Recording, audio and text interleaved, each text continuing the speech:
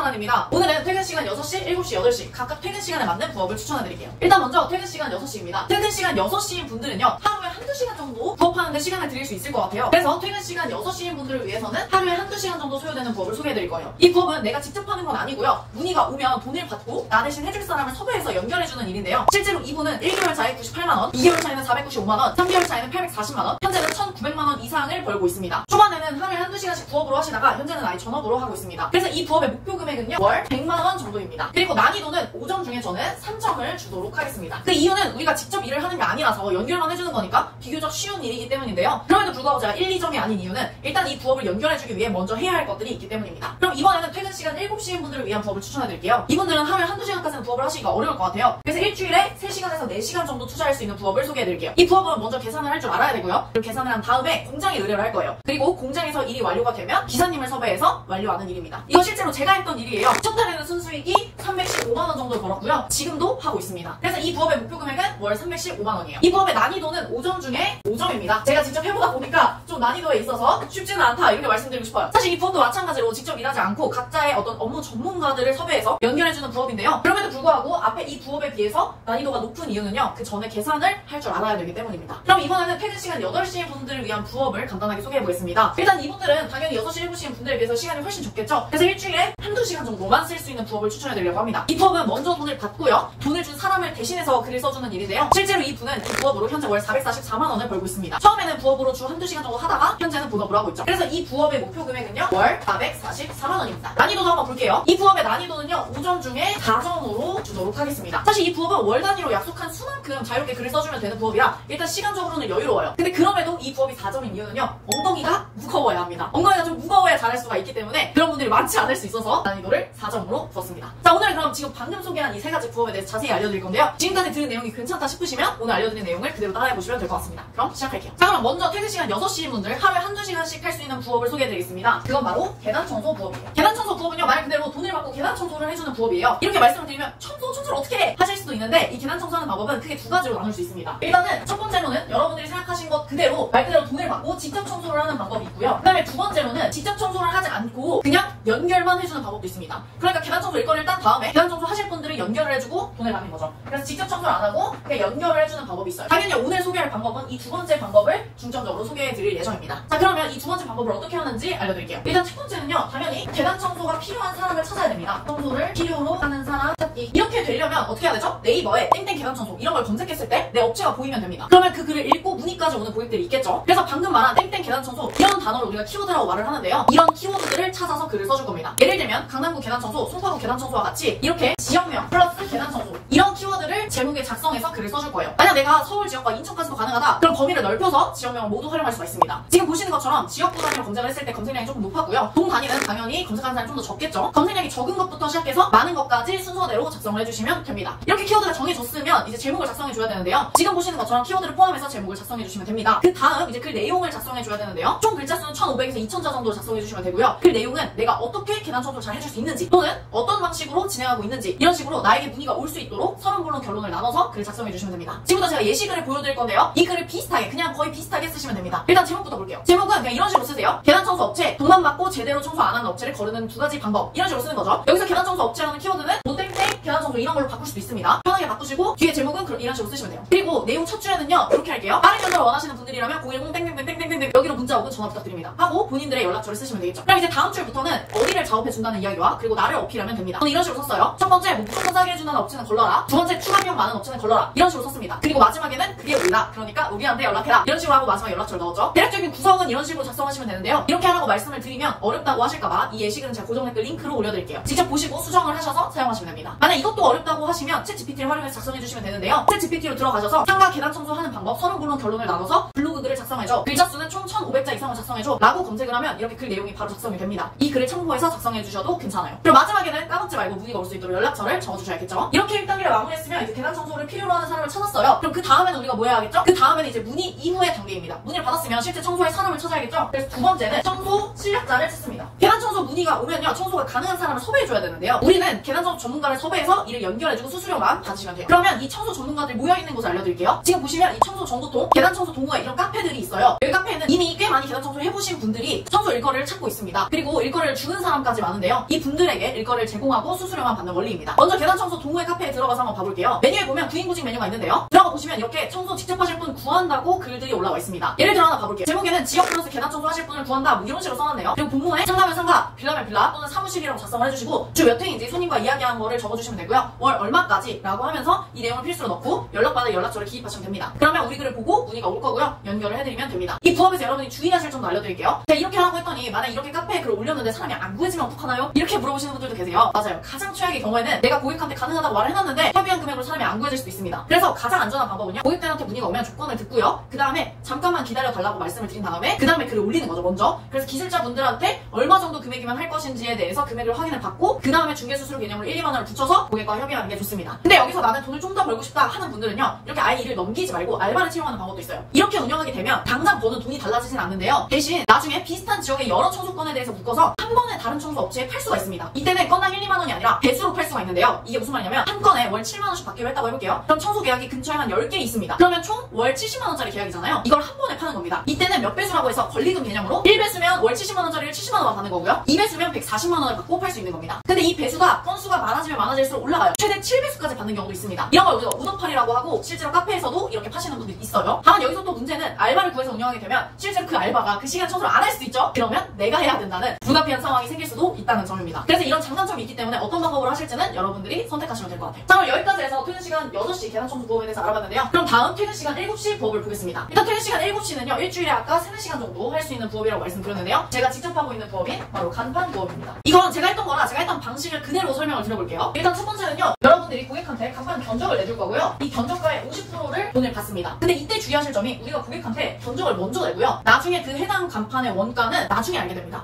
그래서 이때 만약 견적을 잘못 내면 나중에 손해를 볼 수 있기 때문에 견적을 제대로 내야 돼요. 그래서 견적 공부를 굉장히 열심히 해주셔야 됩니다. 그래서 아까 제가 뭐라고 했죠? 난이도가 5개라고 했었죠? 그래서 난이도가 5개인 거예요. 그 다음에 이렇게 두 번째로 견적을 냈으면 그 50% 금액을 가지고 우리가 간판 공장에 주문을 할 거예요. 그리고 나서 간판이 이제 완료가 되면 세 번째로 간판을 당연히 설치를 해야겠죠? 간판을 설치를 하고요. 마지막 네 번째로는 이제 남은 잔금 50%를 받으면 끝입니다. 그럼 하나하나 가볼게요. 먼저 첫 번째입니다. 첫 번째 아까 견적가에 50% 받는다고 했잖아요. 그러니까 여러분들이 뭘 먼저 할 줄 아셔야 되냐면 간판 견적을 내는 방법부터 알고 있어야 돼요. 간판 부업은 간판에 대한 견적만 내실 줄 알면 사실상 거의 끝났다고 보시면 되는데요. 아예 모르는 분야이기 때문에 공부 자체를 어떻게 하실지 막막할까봐 지금 간단히 간판 가격을 결정하는 기준에 대해서 알려드릴게요. 일단 이 간판 가격, 이 견적가는요. 크게 세 가지 기준으로 나뉩니다. 일단 첫 번째로는 어떤 간판을 할 거냐 종류가 있고요. 그 다음에 두 번째는 그 종류를 사이즈를 얼마짜리 사이즈로 할 거냐 라는 게 있고요. 마지막으로 세 번째는 설치를 할 때 설치 위치가 어디냐 높냐 낮냐 이런 것들로 나눠져 있습니다. 물론 이거 외에도 디테일한 부분에서 견적은 크게 차이가 있을 수 있지만 이것만 알아도 기본 견적을 낼 수가 있습니다. 그래서 지금 간단하게 견적 내는 방법 세 가지 기준에 따라서 배워볼게요. 먼저 첫 번째 간판 종류입니다. 간판 종류는 다양하지만 보통 4가지 정도만 사용을 해요. 이게 뭐냐면 채널 간판, 플렉스 간판, 고무스카시 간판, 네 번째 갈바 간판입니다. 사진을 보면 일단 첫 번째 채널 간판은 이렇게 생겼어요. 글자 자체에서 불이 들어옵니다. 그 다음 두 번째 플렉스 간판은 이런 것들이에요. 가장 많이 볼 수 있는 간판 형태인데요. 이 간판은 좋은 게 한 번 제작하고 나중에 간판을 변경해야 되면 첨가리만 하면 됩니다. 그래서 가성비가 좋죠. 그리고 무엇보다 간판 중에 가장 저렴해서 가장 많이 합니다. 그 다음 세 번째로는 고무스카시 간판이라는 게 있는데 이것도 아마 많이 보셨을 거예요. 판에 글자를 붙이는 형태로 하고 조명을 따로 쏩니다. 이런 게 이제 고무스카시 간판이고요. 마지막으로 네 번째 갈바 간판은 글자 재질이 좀 다른 건데요. 갈바는 알루미늄과 아연이라는 걸로 만든 간판인데요. 글자가 조금 더 고급스럽게 보일 수 있습니다. 그래서 간판 중에서는 가장 비싼 편에 속하죠. 지금 보여드린 4가지 간판이 우리 주변에서 가장 흔히 볼 수 있는 간판 형태예요. 제가 지금까지 간판에 사는 지 이제 1년 정도 됐는데 1년간 문의 들어온 간판은 보통 이 4가지 종류였어요. 그래서 여러분들도 이 4가지 정도만 구분을 하실 줄 알면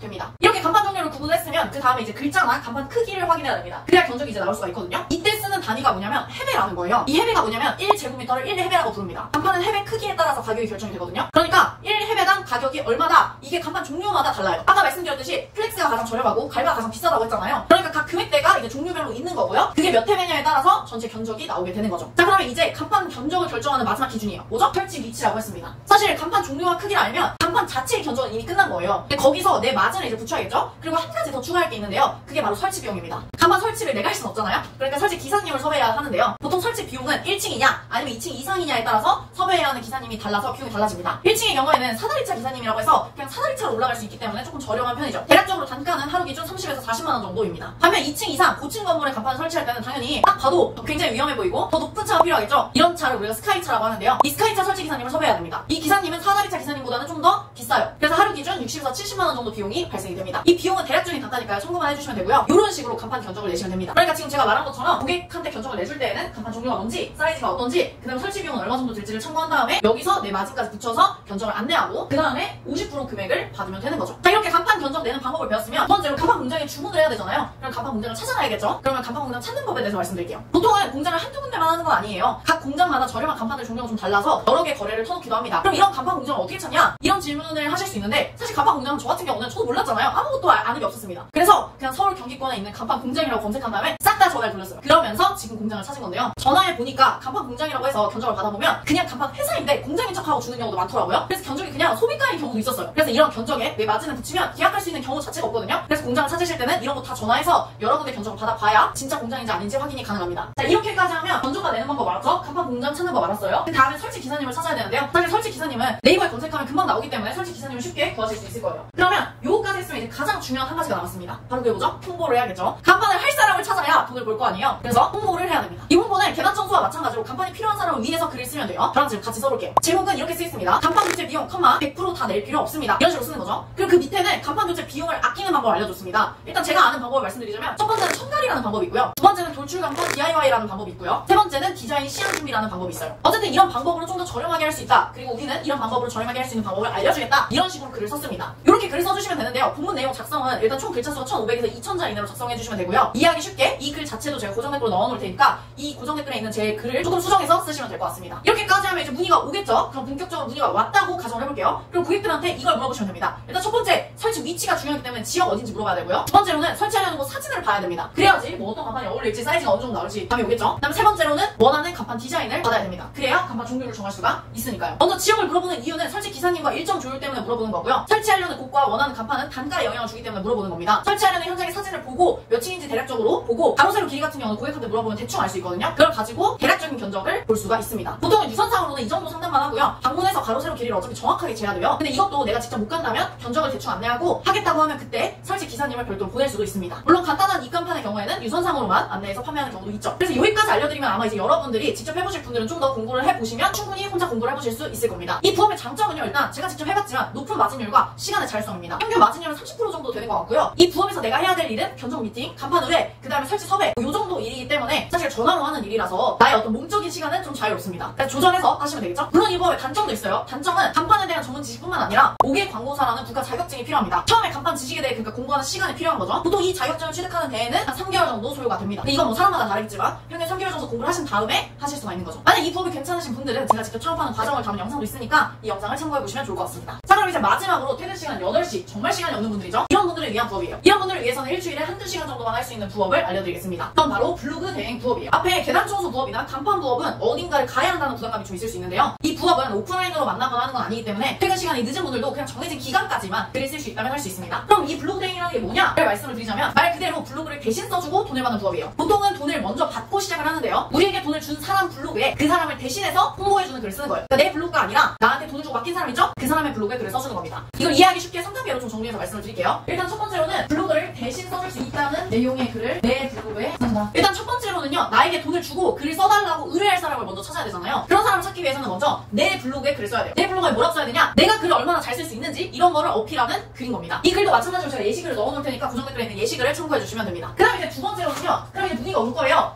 그럼 저희 업체 블로그 글을 대신 써주세요 라고 문의가 오면 실제로 그분의 블로그에 대신 써줘야겠죠? 그래서 이분들을 위해서 블로그를 이제 진짜 써주면 됩니다. 근데 이렇게 말씀드리면 아니 근데 이런 사람들은 굳이 왜 우리한테 돈 주고 글을 써달라고 하나요? 라고 하실 수 있는데 솔직히 저도 간판회사 했지만 간판회사를 하면서 마케팅까지 하고 막 글 쓴다는 건 진짜 쉬운 일이 아니거든요. 그리고 그 시간에 가서 간판 하나 더 설치하는 게 이득이에요. 그래서 보통은 맡기게 되는 거죠. 어쨌든 이런 니즈로 인해서 문의가 와서 맡게 되면 실제로 우리는 대신 블로그를 써주면 됩니다. 그럼 이때 어떤 글을 써야 하냐? 그게 아까 제가 소개한 퇴근 시간 6시, 7시인 분들을 위해서 글을 어떻게 써야 하는지 그 글입니다. 이렇게 하면 이해가 안 되실 수도 있으니까 예를 들어볼게요. 예를 들면 아까 계단 청소 부업을 소개하면서 계단 청소 부업을 어떻게 홍보해야 되는지 알려드렸거든요. 그때 제목이 뭐였냐면 계단 청소 업체, 돈만 받고 제대로 청소 안 하는 업체 거르는 2가지 방법, 이런 글이었어요. 이런 글들을 대신 우리가 써주는 거죠. 그 다음에 간판 회사들도 마찬가지예요. 간판 회사들도 간판을 원하는 사람들을 구하기 위해서 이런 글을 쓰라고 했어요. 제목에 간판 교체 비용 100% 다 낼 필요 없습니다. 이런 식의 글을 써달라고 했었습니다. 그래서 이런 글들을 써주는 거죠. 그래서 이런 글들을 우리가 써주면 이 글을 본 고객들이 이 사장님한테 연락을 할 수 있도록 하는 겁니다. 그래서 두 번째를 정리해보자면 나에게 대행을 맡긴 사장님의 블로그에 그 업체 홍보글을 써준다. 이게 되는 거죠. 자, 그럼 이제 진짜 마지막입니다. 세 번째로 넘어갈게요. 세 번째는 매달 블로그를 써줬으면 이제 뭐 해야 돼요? 돈을 받아야겠죠. 그래서 세 번째, 대행용 돈을 받는다. 간판 사장님이나 청소업체 사장님 블로그에 우리가 글을 잘 썼다면 블로그를 통해서 문의가 올 거예요. 그러면 우리는 약속한 블로그 대행료를 받게 됩니다. 보통은 업체당 한 달에 8건에서 10건 정도 글을 대신 써주는데요. 초보자는 월 30에서 50만원 정도 받게 되고요. 한 6개월 정도 공부한 제 수강생들의 기준으로는 평균 업체당 월 50에서 80만원 정도 벌고 있습니다. 아까 소개한 이분도 6개 업체를 맡고 월 444만원씩을 벌고 있는 거죠. 지금 보시는 게 대행료 단가표인데요. 기본 블로그 10개 정도 써주고 매달 40만원씩 받게 되는 거고요. 베이직에서 플레이스라는 작업이 있어요. 그것까지 해주면 월 60만원, 그리고 여기에서 마지막으로 광고 세팅까지 해주면 월 80만원까지 받을 수가 있는 겁니다. 이 부업은 매달 받을 수 있는 금액이라서 조금 더 안정적인 측면이 있습니다. 제가 방금 소개한 이 3단계 과정 있잖아요. 이거를 내가 몇 번을 하냐에 따라서 고정적인 파이프라인이 달라지는 거죠. 이게 한 번 반복될 때마다 평균 월 40에서 80만원 정도의 파이프라인이 생기게 되는 겁니다. 뭐 운이 좋으면 1번에서 여러 명이 계약이 될 경우도 있겠죠. 오늘 여기까지 해서 세 가지의 퇴근 시간별로 각각 할 수 있는 추천 부업을 알아봤는데요. 앞에서 말씀드렸던 것처럼 오늘 부업의 핵심은 사실 퇴근 후 정해진 시간을 효율적으로 활용해서 최대의 부업 효과를 내는 겁니다. 일단 오늘 제가 퇴근 시간뿐만 아니라 소요 시간 그리고 목표 금액 난이도를 알려드렸으니까요. 이 난이도에 맞춰서 내가 할 수 있는 부업을 선택해서 해보시면 될 것 같습니다. 오늘 영상도 끝까지 봐주셔서 감사하고요. 다음에는 더 재밌고 유익한 부업을 가져오겠습니다. 다음 영상에서 뵐게요. 안녕.